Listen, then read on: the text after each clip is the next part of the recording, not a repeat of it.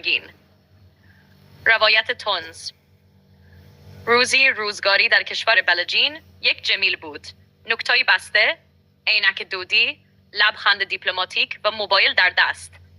ما حقوق بشر می‌خواهیم. طالبان باید نابود شود. مرگ بر خشونت.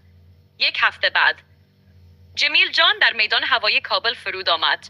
نوک‌تایی را کش کرد، چپن پوشید، ریش چسباند و با صدای پرحرارت گفت: طالب بهترین است. دولت اسلامی همی است. خدا نکند کسی با ریش دشمنی داشته باشد. مردم حیران شدن. یکی گفت: آقا، تو دیپورتی هستی یا بازیگر فیلم؟ گفت: نه برادر، من ژورنالیستم با دل پر از ایمان. در کابل یوتیوب باز کرد. دنبالش همراه یک خر کراچی رفت. پرسید: تو مرا میشناسی؟ خر گفت: شاید دیپورتی باشی. باز با خشم گفت: این خر کافر است چون مرا نشناخت. یک دخترک معصوم موهایش را باز کرده بود. جمیل فریاد زد: موهات بسته کو بچه کافرا. این شیطان درونت است که مو لخت میکنی. خلاصه جمیل قادری حالا روزها با طالب ایکس میگیره، شبها در خواب هنوز نکتایش رو میبینه.